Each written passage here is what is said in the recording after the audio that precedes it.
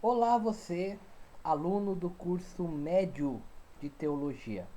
Tudo bom com você? Receba a paz do Senhor. Espero que as férias estejam sendo abençoadas para cada um de vocês. Hoje nós vamos falar as orientações iniciais para os irmãos que vão fazer o curso, o trabalho de conclusão de curso para sua formatura. Né? O tema geral do nosso trabalho de conclusão de curso é o legado teológico dos personagens históricos para a igreja dos nossos tempos.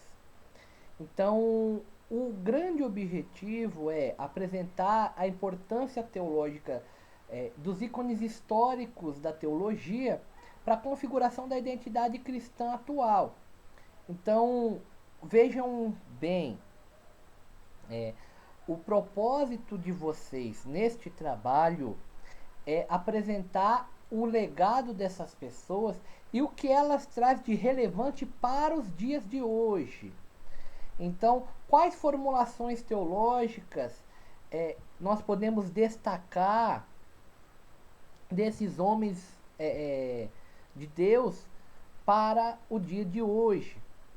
Então, o trabalho ele consiste em a apresentação de um painel. Esse painel tem aí as suas especificações, em que vocês vão apresentar isso de uma forma sucinta e de uma apresentação deste painel em que vocês conseguirão aí explanar sobre o que vocês estudaram. Então, a primeira grande dica que nós precisamos fazer é isso: compreenda que o seu papel, o objetivo é apresentar a importância teológica destas pessoas para a identidade cristã de hoje. É fato que alguns dos temas e alguns das pessoas que nós vamos tratar, é fato que contribuíram não só em uma área, mas em diversas áreas. Né? Mas o seu objetivo é tentar sintetizar e trazer uma dessas áreas com qualidade e explanar sobre essa qualidade que ele traz. Então, vou dar um exemplo. Agostinho. Agostinho ele trouxe à igreja uma contribuição enorme em diversas áreas, na eclesiologia, na ramartiologia, na determinação da educação cristã. Então ele tem muito conteúdo, mas quem vai fazer o trabalho precisa focar naquilo que é o tema e naquilo que ele trouxe para os dias de hoje. Então, eu vou falar sobre cada um dos temas e tentar trazer luz a alguns questionamentos.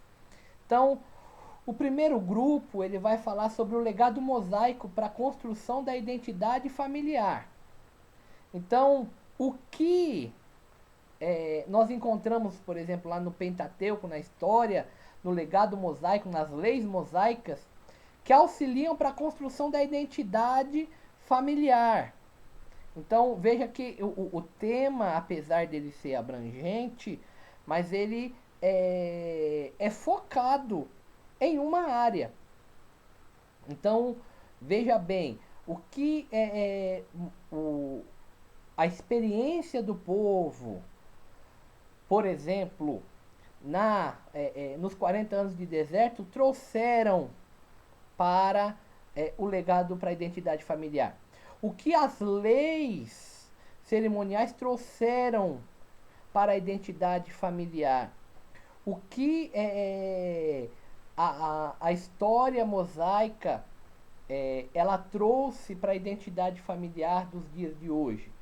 Então, o que nós podemos olhar hoje, que nós lembramos e falamos, olha, isso é resultado do processo da construção da família por meio do legado mosaico, né, na constituição familiar. Esse é um trabalho, quem vai articular esse trabalho tem nas suas mãos um tema é, extremamente atual. Então, para construir esse trabalho, eu posso fazer de duas formas. Eu posso olhar do legado para os dias de hoje ou dos dias de hoje para o legado, que talvez fique mais fácil olhar para os dias de hoje, para a identidade familiar dos dias de hoje, cristã, é lógico, para a identidade familiar dos dias de hoje da cristandade, se assim podemos dizer. E olha, isso aqui é uma coisa que remonta do legado mosaico. E voltar até o legado mosaico, até a era mosaica, melhor dizendo, para apresentar esse conceito. Então, a grande pergunta que quem vai fazer esse trabalho precisa responder é: o que o legado mosaico trouxe para a família, para a identidade de família bíblica dos dias de hoje, né? É, as pessoas que vão trabalhar isso podem falar, por exemplo, sobre a questão do feminismo, sobre a questão da heteronormatividade, afetividade, melhor dizendo, sobre a constituição do papel familiar de cada indivíduo. Então, são temas muito atuais. Então, hoje, a exemplo, né, para exemplificar e ficar claro, é lógico, muito se fala sobre o papel da mulher, né? E o feminismo, por isso que eu trouxe como feminismo, o feminismo vai dizer sobre diversos conceitos. Então, meu corpo, minhas regras, por exemplo. E o que o legado mosaico traz em contradição a isso, em combate a isso? Né? O que o legado mosaico vai trazer para a construção de uma família, de um perfil de família cristã? Né? E aí você pode usar também os conceitos, né, de hoje em dia. Então, é um trabalho gostoso de se fazer. Quem vai trabalhar com o legado paulino para a teologia contemporânea também tem material, muito material, e vai precisar focar sobre esse legado. Porque Paulo, ele traz diversos conceitos hoje para a igreja, para a teologia contemporânea. Então, boa parte do que nós temos de tratado teológico é escrito por Paulo. E dessa forma, sendo assim, você vai poder tratar sobre eclesiologia, você vai poder tratar sobre doutrina da salvação, você vai poder tratar sobre diversos assuntos. O que eu indico a quem vai escrever esse trabalho é que possa focar em algo atual. Então, vamos dar um exemplo? O que a teologia, o que o legado paulino traz para a teologia de hoje e quais são as grandes teologias de hoje? Vamos dar um exemplo de problemas que nós temos enxergado muito, a questão dos desigrejados, né? Aí eu estou entrando na eclesiologia de Paulo, né?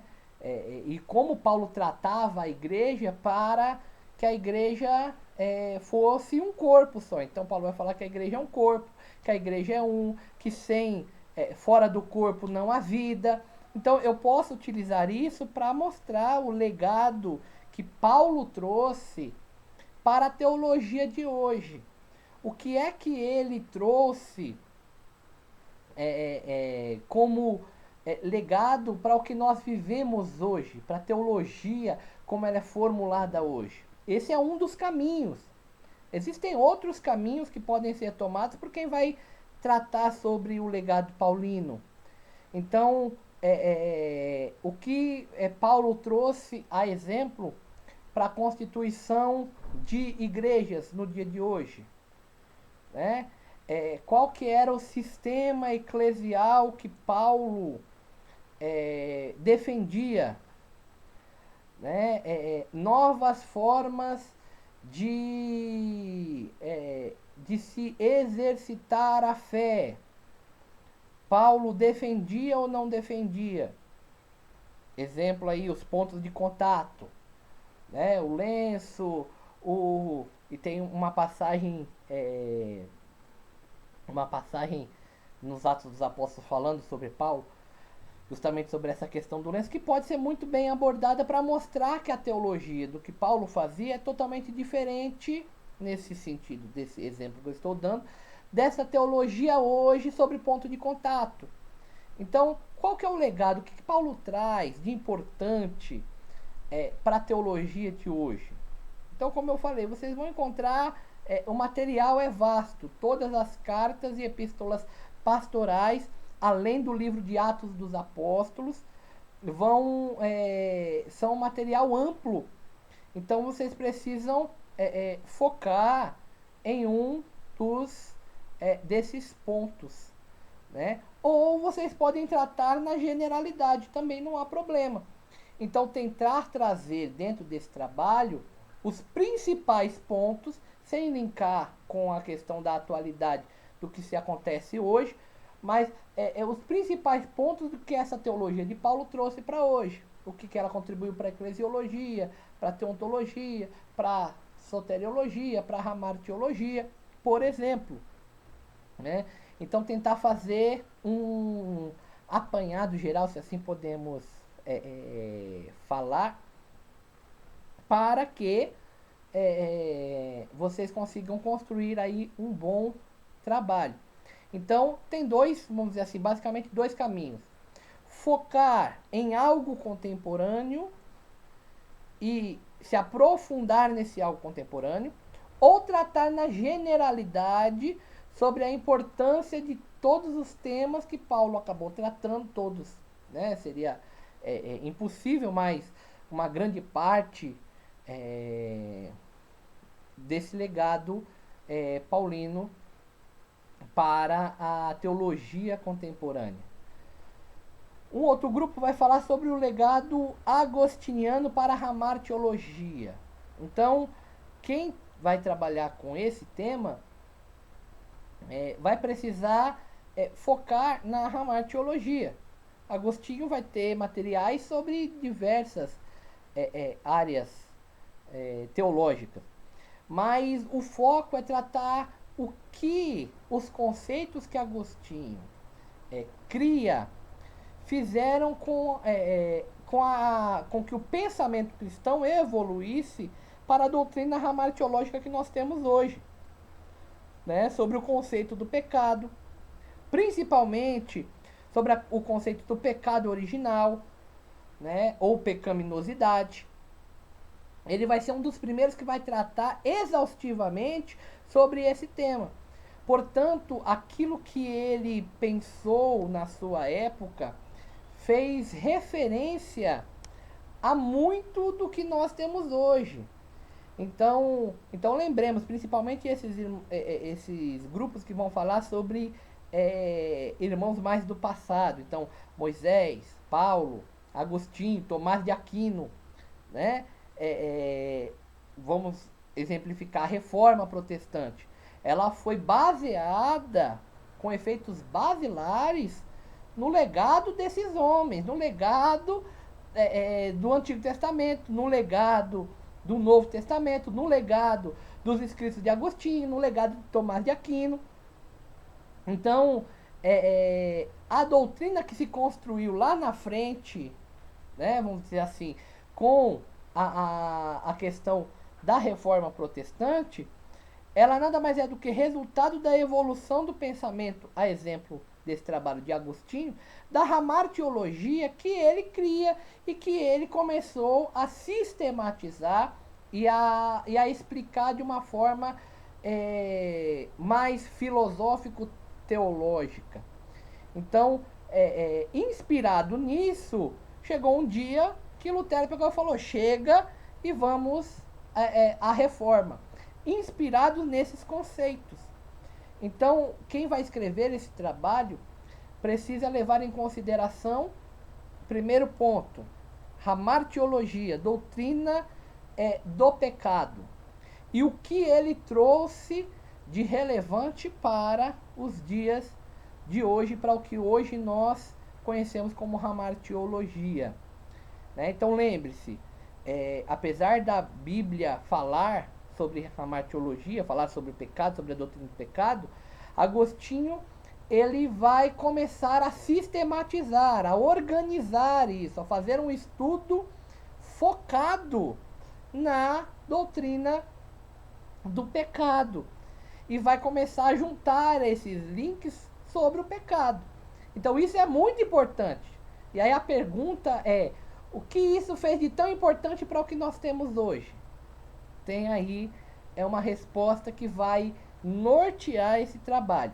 Esse é um trabalho que, diferente dos dois trabalhos anteriores, ele é muito mais focado. Então quem vai trabalhar, por exemplo, a teologia de Paulo, como eu disse, tem aí alguns caminhos.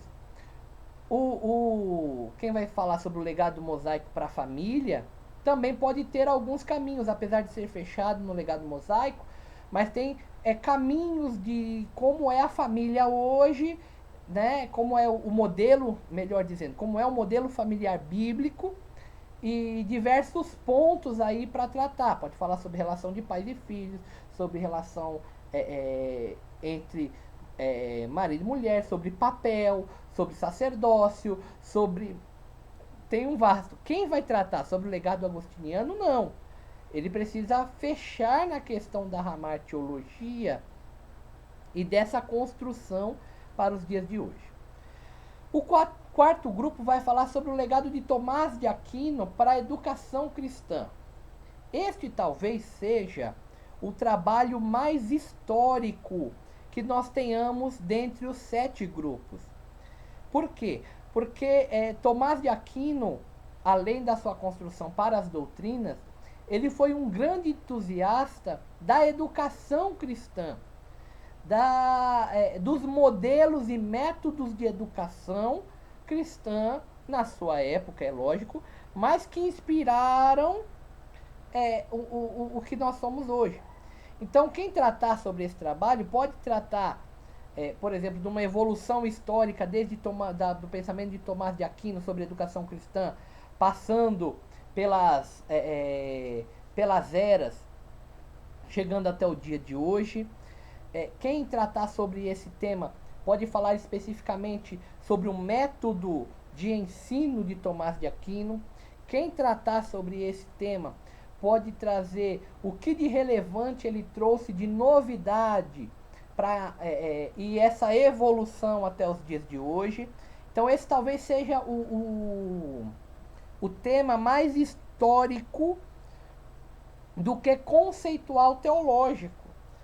Porque vai precisar tratar não só sobre questões de doutrinas, mas vai precisar tratar sobre a forma como se vê e como se passa essa doutrina.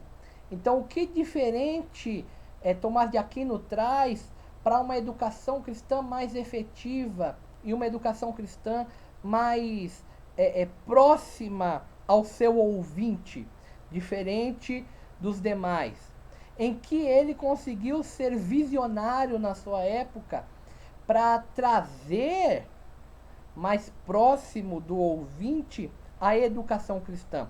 Quais métodos ele utilizou dentro da sua escrita, a sua forma de escrever.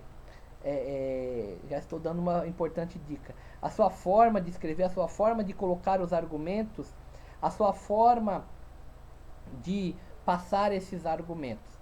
Então, fato é que o legado de Tomás de Aquino para a educação cristã, ela é imensa e muito grande para o que nós conhecemos hoje como educação cristã, educação integral teológica, tá? Então, o que Tomás de Aquino pensava sobre educação cristã também, apesar de ser também fechado em uma questão que é a educação cristã, é um tema aí bastante relevante. Um outro grupo vai falar sobre o legado de Lutero para a igreja dos nossos tempos. Também um tema abrangente e que pode ser tratado pelo grupo de formas mais abertas, no sentido de se focarem e ter diversos caminhos para a construção desse trabalho. Lutero não traz apenas uma coisa para os dias de hoje. Ele traz diversos legados.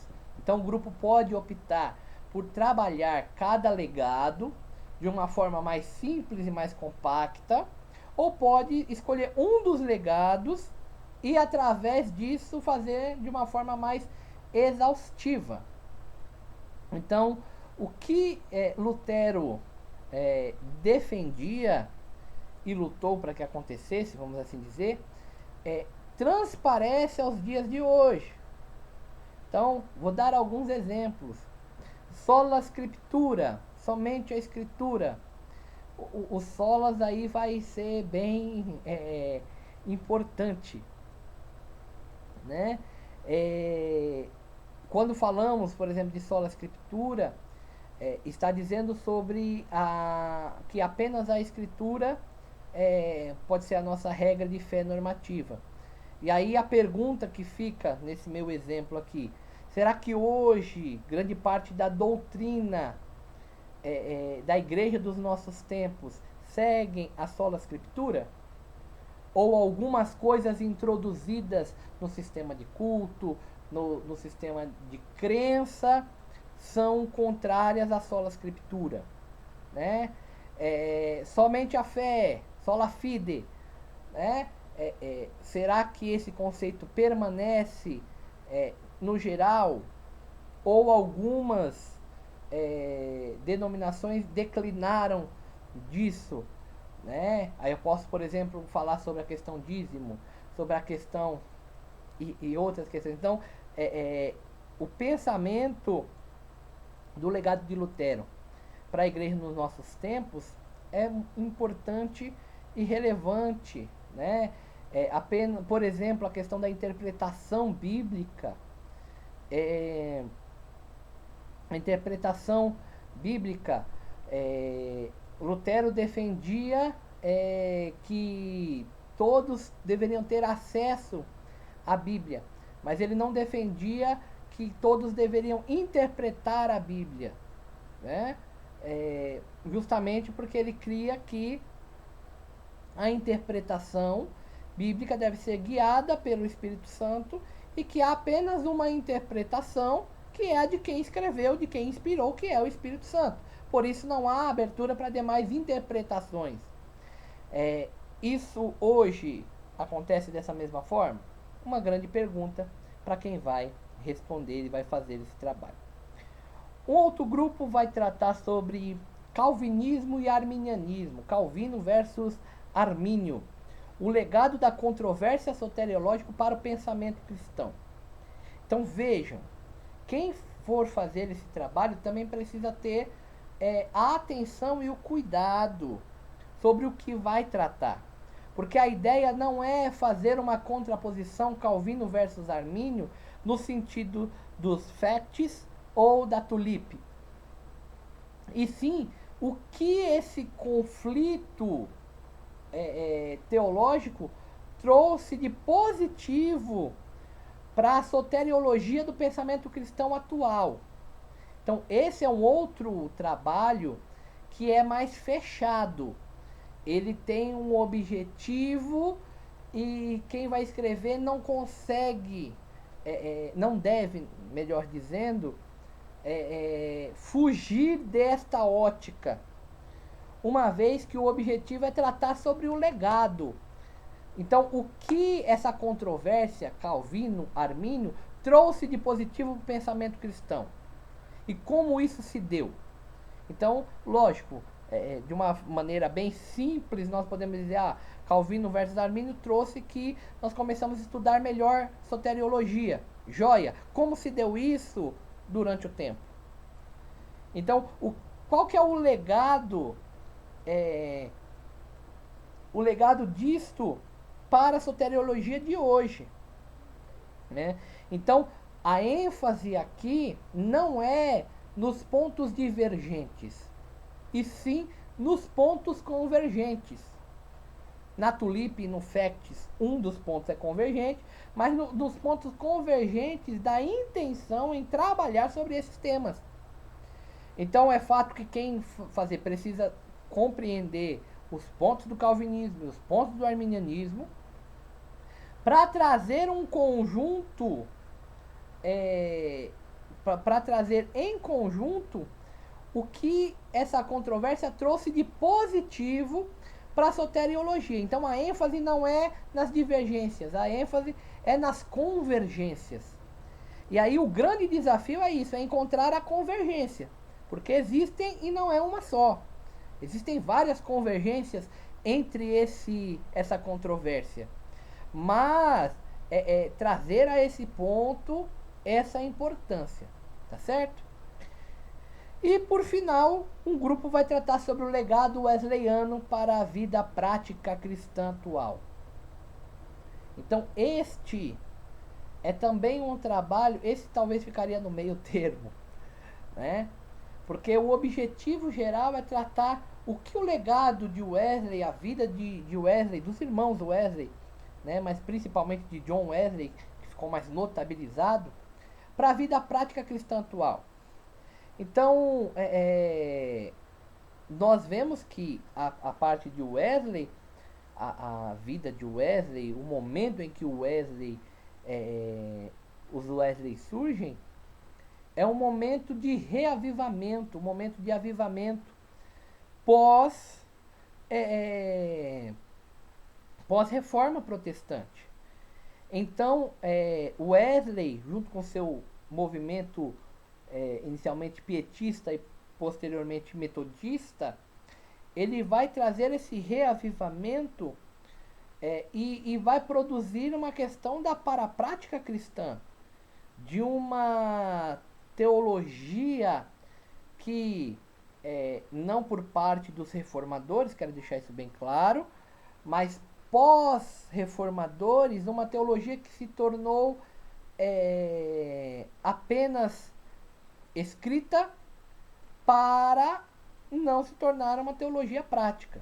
Então, os reformadores, eles sempre apontaram e sempre lutaram por uma teologia histórico-teológica, ou seja, escrita racional, sim, mas sempre apontando para uma vida prática. Agora, na era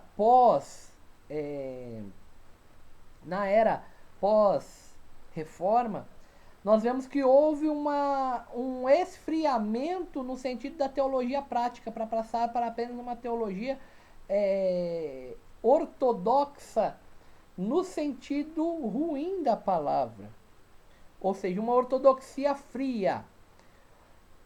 Wesley, ele vai trazer, junto com esses movimentos, inicialmente o pietismo, como eu disse, estou dando algumas dicas, e posteriormente o metodismo, ele vai trazer uma relação de retorno a essa vida prática cristã. E aí quem vai fazer esse trabalho precisa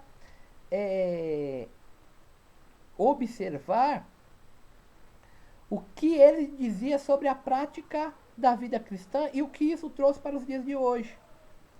Então, o que Wesley dizia sobre a questão da vida prática cristã, sobre a importância dessa vida cristã na prática, da aplicação da teologia na prática da vida cristã, que seguiu até os dias de hoje e que trazem a nós Wesley como um exemplo para essa vida prática cristã. Então eu não estou dizendo sobre apenas, apesar de estar incluído, sobre o metodismo. Então a ideia não é fazer um trabalho para explicar o movimento metodista e a história do movimento metodista. Não. Isso é um resultado da ação de John Wesley, dos irmãos Wesley, melhor dizendo, para a vida prática cristã, que resultou no metodismo, mas que pode ser um movimento que, da mesma forma como a reforma, a posteriori pode se esquecer dos seus fundamentos. Então a questão é tratar da vida prática wesleyana, né? E dos conceitos práticos que eles defendiam para a aplicação da teologia na vida prática, que seguem até o dia de hoje. Esses conceitos que devem ser reafirmados para todos nós. Certo? Então, dada essa breve e longa introdução a vocês, como que vai ser o desenvolvimento do trabalho? Então, o trabalho vai ser feito pela confecção de um quadro expositivo, que vai valer 3,5 pontos da nota, tá? Que é uma síntese de um painel de 90 por 60 do tema proposto, que precisa ser dividida em 4 partes. Então, inicialmente, vamos colocar da seguinte forma. A ideia do quadro, do painel expositivo, do painel teológico, é justamente para que vocês possam trabalhar a síntese sobre o que vocês vão tratar. Então, observem que ao falar sobre todos esses temas, nós temos um vasto material e pode ser ele um produto de uma longa monografia, justamente por isso, por ser um vasto material e um material muito importante. O objetivo de vocês é colocar num painel para que alguém que não conhece sobre o assunto consiga olhar para o painel e ler o painel de vocês e compreender aquilo que vocês estão tratando. Então, como que vai ser feito? Uma breve biografia da personagem. Então, é um breve resumo. Todas as particularidades não são, entre aspas, bem-vindas nesse momento na questão do desenvolvimento do painel, porque vocês precisam de espaço, né, para tratar sobre aquilo que é importante. Então, a pergunta que você deve fazer é: o que eu posso colocar na biografia do personagem que seja instigante alguém começar a ler o meu painel e querer continuar lendo o painel? Então, esse painel a posteriori ficará exposto, e a ideia é que a pessoa possa ler esse painel, possa olhar esse painel e possa se instigar a conhecer sobre a vida dessa pessoa. Então, por exemplo, Agostinho. Então, o que eu posso colocar da sua biografia, ou até mesmo dos pontos, dos seus destaques e o seu legado, que vão fazer com que o leitor, o apreciador, ele tenha a intenção de prosseguir. Ou ele simplesmente baterá o olho e passará, não achei interessante. Então, o desafio de todos vocês é esse. É trazer o tema de uma forma, lógico, profunda, mas com uma linguagem prática e sem deixar de perder a essência daquilo que a pessoa trouxe de legado. Então, o trabalho, a confecção do quadro serão 4 pontos, né, essenciais, 4 temas, se assim podemos colocar. Então, uma breve biografia, uma breve e resumida síntese das contribuições desse personagem para sua época, o destaque, que é falar sobre a principal contribuição para a história da igreja cristã, e o legado para a igreja atuar, que é destacar essa contribuição desse personagem para a doutrina da igreja de hoje. Então, a biografia eu falo quem ele é, as principais contribuições eu cito todas as principais contribuições de uma forma clara. Então, por exemplo, Moisés, legado mosaico, Moisés. O legado mosaico não é apenas para a família. O legado mosaico é para diversas áreas da vida. Eu consigo enxergar destaques ministeriais, destaques sobre a vida coletiva, destaques sobre a união, destaque sobre. Então, quais são as principais contribuições que trouxeram para nós? Nesse exemplo, por exemplo, o Pentateuco, uma, talvez a maior contribuição mosaica nesse meu exemplo, lógico, é, para a sua época. Então, o que que ele, essa pessoa, essa personagem, ela teve de contribuição para a época em que ela vivia. Então, o que seria do povo de Israel se não tivesse Moisés? Vamos pensar assim. O que seria da igreja do novo, neotestamentária, sem Paulo? Viagens, igrejas fundadas e tudo mais. O que seria da patrística e da Idade Média sem Tomás de Aquino, sem Agostinho? Então é mostrar o que eles foram relevantes na sua época, naquele momento, no momento em que eles viviam. O que de bom eles fizeram naquele momento.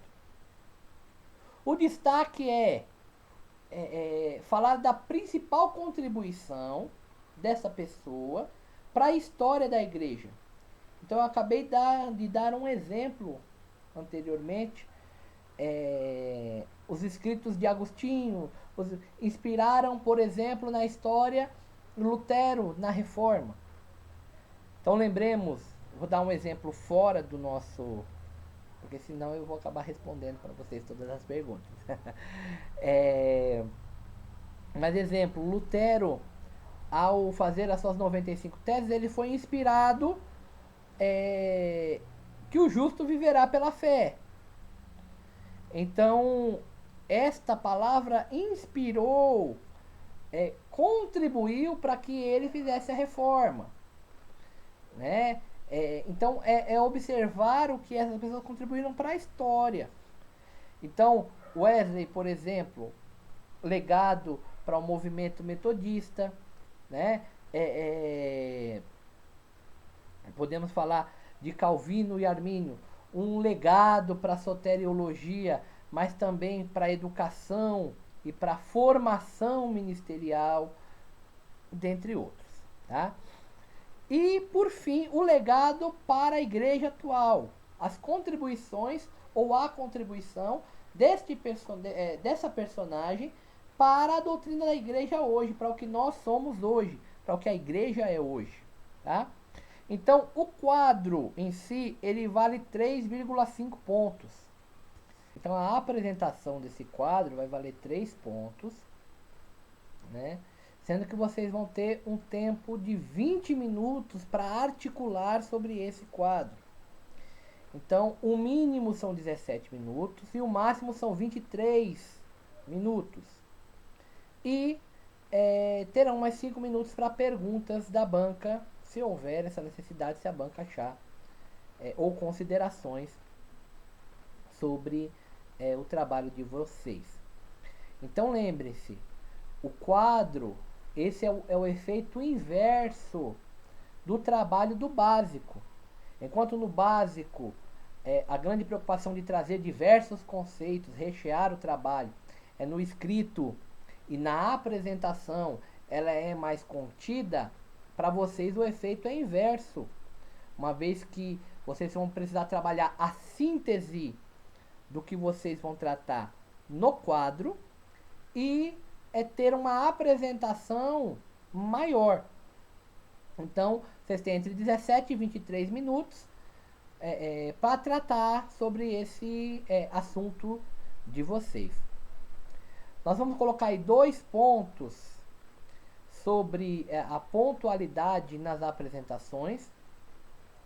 Então, como serão 2 dias, né, de apresentação, a pontualidade e a presença nessas apresentações vão contar ponto, justamente para que vocês possam prestigiar os seus colegas de curso.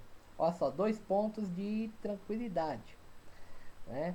Justamente para que não haja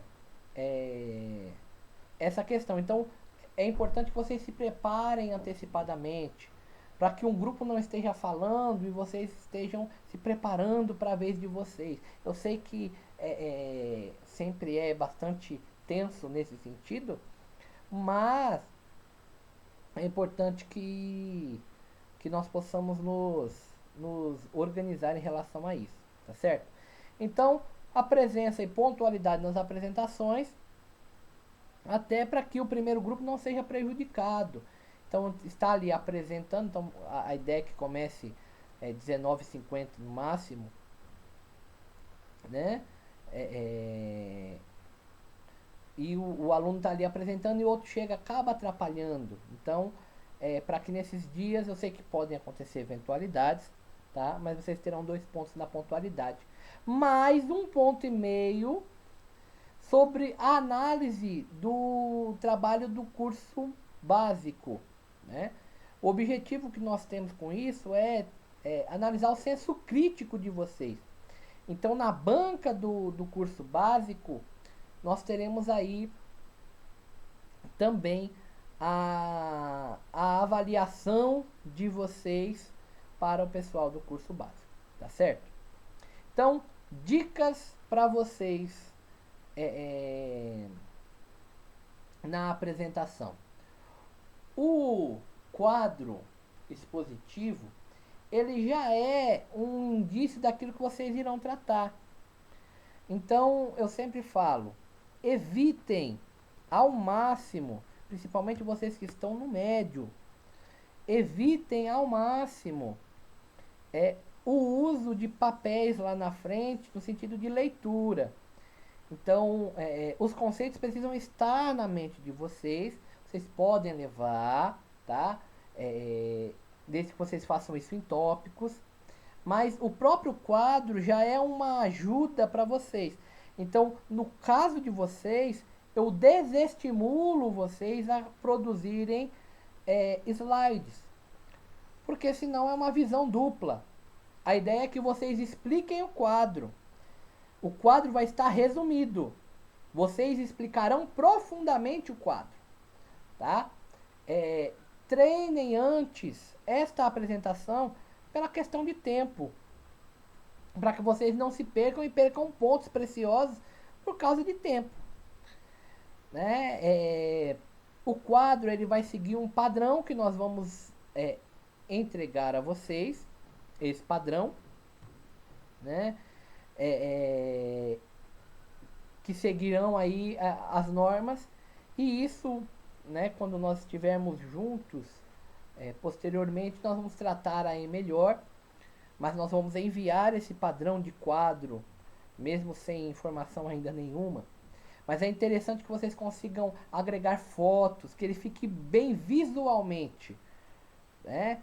Que ele seja para aquela pessoa que chega para ver o quadro e veja o quadro, ela se instigue, tenha curiosidade em ler aquilo que vocês vão colocar nesse quadro, lembrando que esse quadro será expositivo, ou seja, será exposto, né? E seguirá esse padrão, todos seguirão esse padrão, tá certo? Creio que de início seja isso, né? Eu creio que vocês aí já têm aí uma boa noção sobre o que vão poder tratar. Vocês podem entrar em contato conosco ou com os professores para começar aí o trabalho de vocês, né? E como eu sempre digo, sejam práticos, né? Ser prático não quer dizer que você não é profundo, né? Ser prático é você conseguir explicar de uma forma mais simples possível, mas trazendo os conceitos primordiais. Então, vocês vão ter aí um tempo precioso, né? Aproveitem esse tempo para que vocês não fiquem com o trabalho em cima da hora. Fazer um trabalho em cima da hora vai fazer com que o trabalho de vocês não fique como ele deve ficar.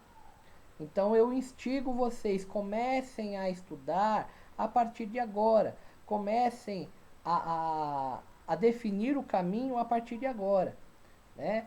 E se vocês tiverem dúvidas, nós estamos à disposição. Vocês podem mandar aí pro WhatsApp, né? Do curso teológico. Qualquer dúvida em relação a isso, nós estaremos prontos a resolver, a conversar com você, tá certo? Deus abençoe você, Deus abençoe sua família, excelentes férias, né? E vamos trabalhar. Deus abençoe, fiquem na paz.